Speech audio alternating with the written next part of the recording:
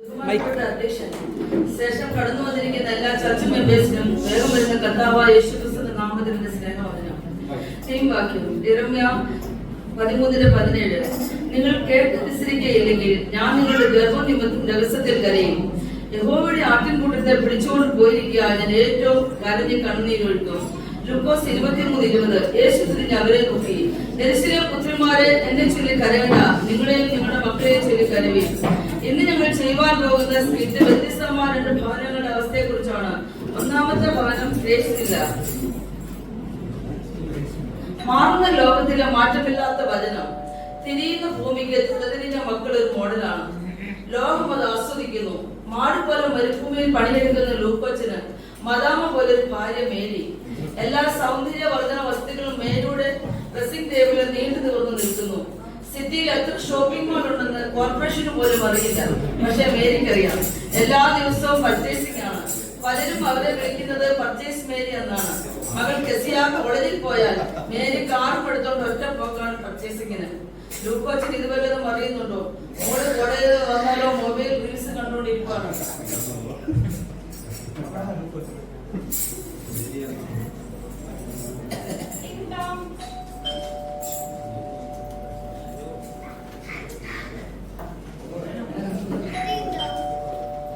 ഈ പെണ്ണെന്തിയോ കഥവും തുറക്കത്തില്ല, എന്തോടൊപ്പം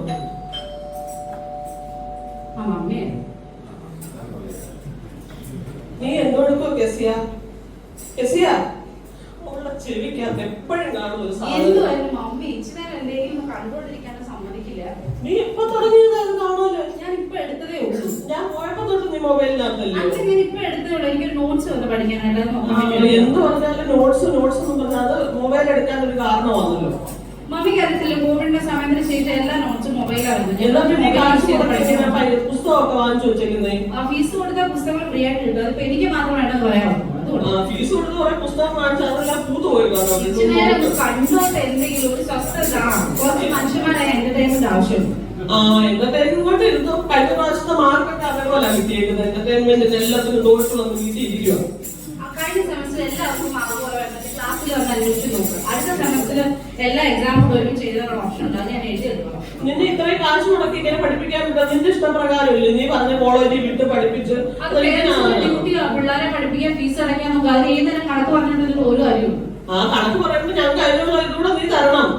ഞാൻ പാസ്സായിക്കോളം പറഞ്ഞില്ല. അടുത്ത സെമ്മിൽ ഞാൻ എല്ലാ എക്സാമും ഒരുമിച്ച് എഴുതി. ഈ ഒരു സെമ്മിൽ എഴുതാൻ പറ്റത്തില്ല. നീ അടുത്ത എല്ലാ സെമ്മിനോട് ഒരുമിച്ച് എഴുതാൻ പോവുക. പപ്പ അവിടെ കഷ്ടപ്പെട്ടല്ലേ നമ്മളെ നോക്കുന്നത്? ഇത്രയും കാശ് കൊടുത്ത് പഠിപ്പിക്കുന്നതൊക്കെ പപ്പ ആവശ്യപ്പെടുന്നത് എനിക്ക് വേണ്ടി മാത്രമാണോ? മമ്മി ഇപ്പൊ എവിടെ പോയിട്ട് വരികയായിരുന്നു? ഏത് നേരവും കാർ എടുത്തൊരു ഷോപ്പിംഗ് എന്ന് പറഞ്ഞാൽ പപ്പയുടെ കാശ് വേസ്റ്റ് ചെയ്യുന്നതിനോട് കുഴപ്പമില്ല. അത് നമ്മുടെ ആവശ്യത്തിന് വേണ്ടിയല്ലേ പോകുന്നത്? എന്നാൽ നാളെ പോലെ നീ ഞാൻ കാണുന്നുണ്ട്. മമ്മി വീട്ടിലേക്ക് വന്നു കഴിഞ്ഞാൽ ഒരു ഫുഡ് വെക്കി. കോളേജിൽ നിന്ന് വിശന്ന് ഞാൻ വരുമ്പോ ഫുഡൊന്നുമില്ല, എല്ലാം ഓർഡർ ചെയ്യാൻ തന്നെ. പിസ്സ അതൊക്കെ മതിയല്ലോ. നിനക്ക് മമ്മി ഉണ്ടാക്കുന്നതൊന്നും വേണ്ടല്ലോ. മമ്മി അങ്ങനെ ശീലിപ്പിച്ചിട്ടല്ലേ. വീട്ടിലുണ്ടാക്കിയാൽ ഞാൻ കഴിക്കത്തില്ല. നിനക്ക് എല്ലാത്തിനും തർക്കത്തിനുണ്ട്. പറഞ്ഞാലും അനുസരിക്കത്തില്ല, പഠിക്കത്തില്ല. കണ്ടോണ്ട് അവിടെ ഇരുന്നത് കഷ്ടം സ്വസ്ഥമായിട്ടിരിക്കാനും സമയമില്ല.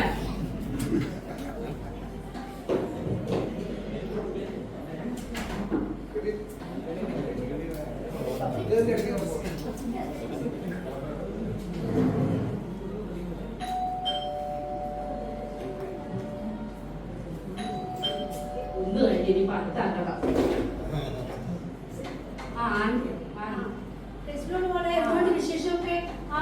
വിശേഷമൊന്നുമില്ല, സുഖായിരിക്കും. നമ്മുടെ ചർച്ചിലെ ലില്ലിയാനെ അറിയും. ലില്ലിമാം എന്തുണ്ട് വിശേഷം?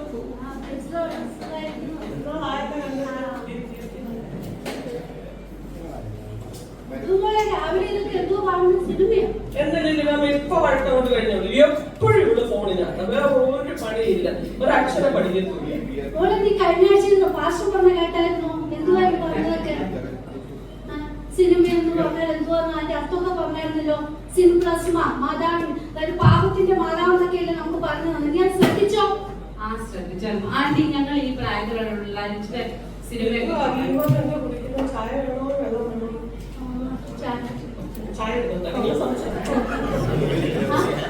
പിന്നെ നമ്മളാണെങ്കിൽ ഈ നാടുകളിലൊക്കെ എങ്ങനെ ആയിരിക്കണം? നിങ്ങൾ കുഞ്ഞുങ്ങളോട് ഞങ്ങൾ പറയും ആപ്പ് വെച്ചോണ്ടിരിക്കുക. ഈ ആപ്പൊക്കെ മാറ്റിയിട്ട് ആരെങ്കിലും വീട്ടിലൊക്കെ വരുമ്പോ ഈ ആപ്പൊക്കെ ഒന്ന് എടുത്ത് മാറ്റിയിട്ട് നമ്മൾ പറയുന്നതൊക്കെ ഒന്ന് ശ്രദ്ധിക്കുകയോ ചെയ്യണ്ടേ? അല്ല, ഞങ്ങൾ ചർച്ചിൽ വരുന്നുണ്ടെന്ന് കരുതി ആരുടെ അടിമകളൊന്നുമല്ല. ഏത് നേരം കുറെ ആൾക്കാരുണ്ട് അങ്ങനെ പോലെ ഉപദേശിച്ചു ഞങ്ങൾ വരുന്നുണ്ടല്ലോ, പ്രാർത്ഥിക്കുന്നുണ്ടല്ലോ. ഈ പ്രായത്തിലുള്ള ഞങ്ങൾക്ക് കുറച്ചു നേരം മൊബൈലൊക്കെ കണ്ടിട്ടൊക്കെ ഇരിക്കുന്നത് അത്ര വലിയ കാര്യമൊന്നും. മക്കളെ, ഞങ്ങളുടെ നിങ്ങളുടെ ഈ പ്രായമൊക്കെ കഴിഞ്ഞു വന്നത് ഞങ്ങൾക്ക് കുറെയൊക്കെ കാര്യങ്ങൾ അറിയാം. ആ ജനറേഷൻ ഒന്നും അല്ല ആന്റി ഈ ജനറേഷൻ. ഒരു വക പറഞ്ഞനുസരിക്കത്തില്ല. ഇവിടെ എന്നോട് വന്നിട്ട് അതുപോലെ ഒരു കാര്യം പറഞ്ഞ ഒരു മോളല്ലയോ എന്ന് വിചാരിച്ചങ്ങ് അങ്ങ് ആലോചിച്ച് അപ്പൊ ചൊമ്മയും കിടങ്ങുവാ. എന്റെ പൊന്നും പേര് ഇപ്പോഴത്തെ പിള്ളേരുടെ കാര്യം ഒന്നും പറയണ്ട. നമ്മൾ പറയുന്ന ഒരു കാര്യം അവർ ശ്രദ്ധിക്കത്തില്ല. ഒരു കാര്യം അവർ നോക്കി എപ്പോഴും ഇത് വെച്ചോണ്ടല്ലേ ഇരിക്കുന്നേ. അവന്റെ ചെവിയും കേൾക്കുന്നില്ല. ഇപ്പൊ ഈയിടെ എത്ര പ്രാവശ്യം ഇവിടെ മാത്രമല്ല, എല്ലാവരും ഉള്ള കാര്യം എന്റെ വീട്ടിലും ഉണ്ട്. ഇതുപോലെ തന്നെ എത്ര പറഞ്ഞാലും നമ്മൾ ശ്രദ്ധിക്കുന്ന കാര്യമില്ല. പിന്നെ മേരി, ഞാൻ ഇവിടെ വരാനുള്ള ഒരു കാരണം രാവിലെ ഇവിടെ വന്നതേ, ഇന്നലെയാണെങ്കിൽ ഞാനൊരു ദർശനം കണ്ടായിരുന്നു. നിങ്ങളുടെ ഭവനത്തിൽ ചില അനർത്ഥങ്ങളൊക്കെ കടന്നു വരുന്നതായിട്ട്.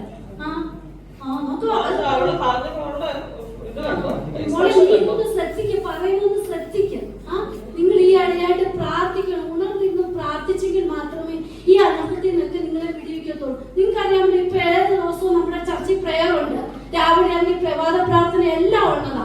നിങ്ങളൊക്കെ അതിനകത്തൊക്കെ ഒന്ന് പങ്കെടുക്കണം. കൂടാതെ ഇപ്പൊ ഉപവാസ പ്രാർത്ഥനയൊക്കെ വെച്ചേക്കുക. അതിനകത്ത് വന്ന് നിങ്ങൾ രണ്ടുപേരും വരുന്നത് ഞാൻ കാണുന്നേ ഇല്ല. മമ്മിക്ക് എന്റെ മേലെ എന്തെല്ലാം കംപ്ലൈന്റ്. മമ്മി 24 മണിക്കൂർ ഷോപ്പിംഗ് ആയിട്ട് നടന്നിരിക്കുക. എന്റെ മേലെ മാത്രമേ അതെല്ലാം മാറ്റി വെച്ചിട്ട് നിങ്ങൾ അല്പസമയെങ്കിലും ഈ നാളുകളിൽ ഒന്ന് പ്രാർത്ഥിക്കാൻ വേണ്ടി സമയം. ബാക്കി എല്ലാത്തിനും പോകുമല്ലോ, നിങ്ങളൊന്ന് പ്രാർത്ഥിക്കാം. പിന്നെ ഇന്ന് 10:30 ആയല്ലോ, നമ്മൾ 10:30 മുമ്പേ പ്രയർ തുടങ്ങുന്നുണ്ട്. എനിക്ക് പ്രയറും പോകണം. അല്പസമയം നമുക്ക് പ്രാർത്ഥിച്ചിട്ട് പോവാം. മൊബൈൽ അകത്തും ദൈവം പുറത്തുവിരിക്കും. എത്ര ലക്ഷങ്ങൾ മുടക്കിയാണ് ഒരു പ്രയോജനം ഉണ്ടായില്ല.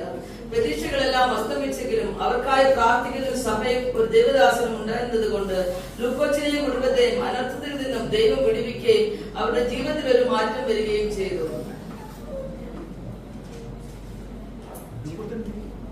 രണ്ടാമത്തെ കുടുംബം കുന്നിൽ തോമാച്ചന്റെ മകൻ വർഗീസ് സാധാരണ കുടുംബത്തിലെ അംഗമായിരുന്നു. അപ്പച്ചന് പ്രായമായി.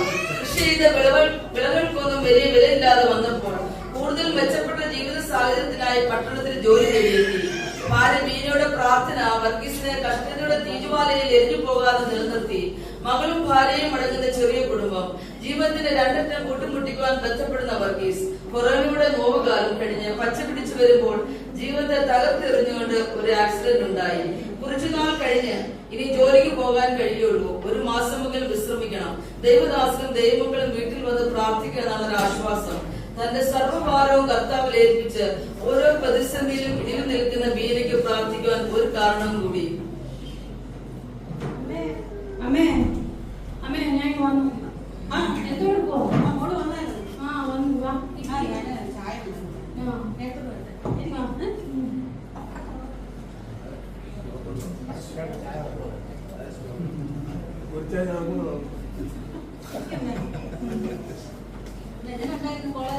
കോളേജൊക്കെ എന്തുവാ, കോളേജൊക്കെ പോകുന്നു, കുഴപ്പമൊന്നുമില്ല.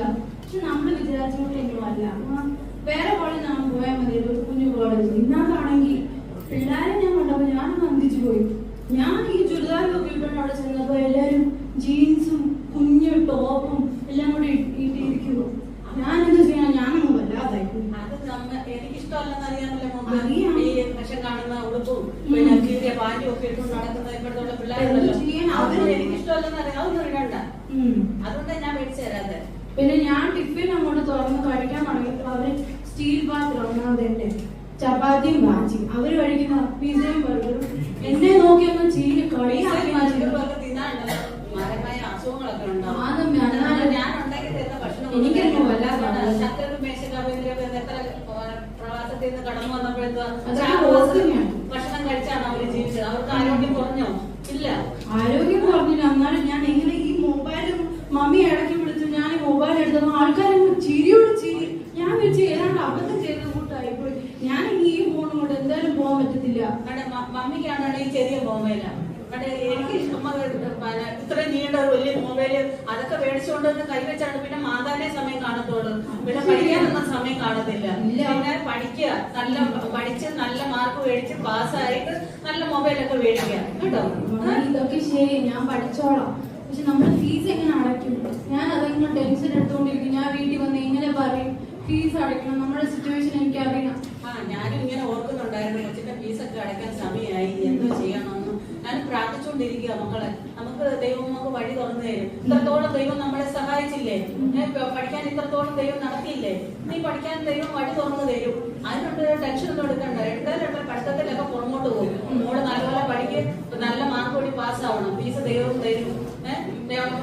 വചനത്തിൽ പറയുന്നത് കേട്ടിട്ടില്ലേ, ദൈവം സ്നേഹിക്കുന്നവർക്ക് ഒരുക്കിയിരിക്കുന്നത് ദൈവം കണ്ണ് കണ്ടിട്ടില്ല, ചെവി കേട്ടിട്ടില്ല, ആരെയും തോന്നിയിട്ടില്ലെന്നൊരു വചനം വായിക്കുന്നില്ലേ, പഠിച്ചിട്ടില്ലേ? ദൈവം നമുക്കായി കരുതുന്ന ദൈവമാണ്. ഇത് സകല ചിന്താകുലവും അവന്റെ പേരിൽ ഇട്ടുകൊള്ളുകയിൽ നിന്നാണ് വചനം വായിക്കുന്നത്. അന്നേരം അത് നമ്മൾ ധ്യാനിക്കാൻ പഠിക്കുക. പിന്നെ കൊച്ചിലെ പറഞ്ഞിട്ടില്ല, എന്താ ലോഡ് ഷപ്പേട് മനുഷ്യ അയച്ചാൽ നോട്ട് മാണ്ടെന്ന് പറഞ്ഞു തന്നിട്ടില്ലേ? അന്നേരം അത് ഓർത്ത് നമ്മൾ പ്രാർത്ഥിക്കുക, ദൈവം വഴി തുറന്നു തരും. പിറ്റേ ദിവസം സാറ കോളേജിൽ പോയപ്പോൾ ബീനയും വർഗീസും കൈകോർത്ത് പ്രാർത്ഥിച്ചു. മനുഷ്യന്റെ മുമ്പിൽ ദൈവം നമ്മെ ലജ്ജിപ്പിക്കുകയില്ല. കരയുന്ന കാക്കക്കുഞ്ഞുങ്ങൾക്കും അതതിന്റെ ആഹാരം കൊടുക്കാൻ ദൈവം നമ്മുടെ ആവശ്യങ്ങൾ നിറവേറ്റി തരും. അടിക്കടി ഉണ്ടാകുന്ന പ്രതിസന്ധിയിൽ ദൈവം മാത്രം എന്നൊരു ആശ്വാസം. പ്രാർത്ഥന കഴിഞ്ഞ് എഴുന്നേറ്റ ഉടനെ വർഗീസിനെ കാണുവാനായി ലില്ലിയാന്റെ എത്തി.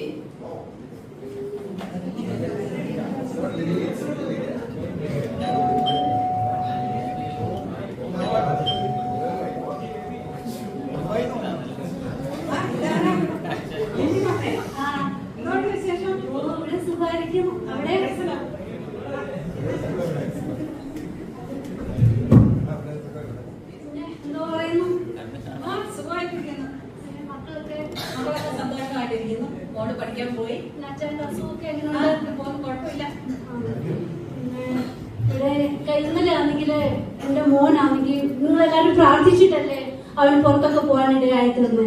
അവന് സ്വല്പം പൈസയൊക്കെ അയച്ചു തന്നായിരുന്നേ. വരുവാണെങ്കിൽ എന്റെ മനസ്സിൽ നിങ്ങളെ കുറിച്ച് ഓർമ്മ വന്ന്, നിങ്ങളുടെ കൊല്ലത്തിലൊന്ന് കടന്നു വരണം, അവിടെ സ്വല്പം തന്ന നന്മയില് എല്ലാവരും പ്രാർത്ഥിച്ചതിന്റെ ഫലമായിട്ടുള്ളതായോണ്ട് ഇവിടുത്തെ എനിക്ക് ഓർമ്മ വന്നേ. അതിനുവേണ്ടി സ്വല്പം തരണമെന്നുള്ള ആഗ്രഹത്തോടൊക്കെ ഞാൻ വന്നത്. സ്വല്പം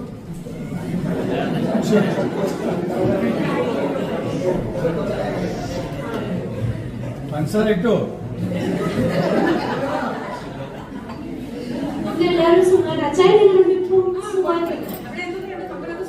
ഇവിടെ സുഖമായിരിക്കും, നല്ലതായിട്ടൊക്കെ പോകുന്നുണ്ട്. എല്ലാവരും പ്രാർത്ഥന ഞങ്ങളെല്ലാവരും ദിവസവും എന്നും പ്രാർത്ഥിക്കുന്നുണ്ട്, മക്കൾക്ക് വേണ്ടിയൊക്കെ പ്രാർത്ഥിക്കുന്നുണ്ട്.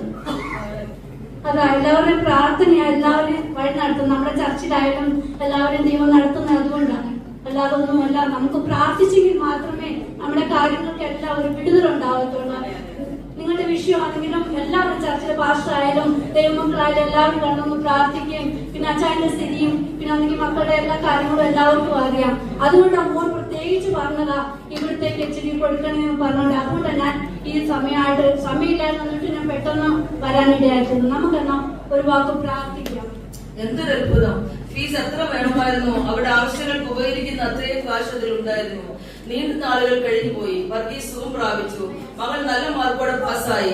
ബീനയുടെ സഹോദരൻ മകൾക്ക് വിദേശത്ത് ജോലി ചെയ്യാനുള്ള എല്ലാ വഴികളിലും ഒരുക്കി കൊടുത്തു. ചതഞ്ഞ ഓട ഒടിക്കാത്ത ദൈവം, പുകയുന്ന തിരികെ കെടുത്താത്ത ദൈവമാണ് നമ്മുടെ ദൈവം. പ്രിയ ദൈവമക്കളെ, നമ്മുടെ സമ്പത്ത് ദൈവിക കാര്യങ്ങൾക്ക് ഒരു വിലക്ക് തരിയോ? കഷ്ടപ്പാടുകൾ തകർന്നു പോകുവാനുള്ള ഒരു കാരണമോ? അല്ല, നമ്മുടെ കഷ്ടപ്പാടുകൾ ഉയർച്ചയിലേക്ക് എത്തുവാനുള്ള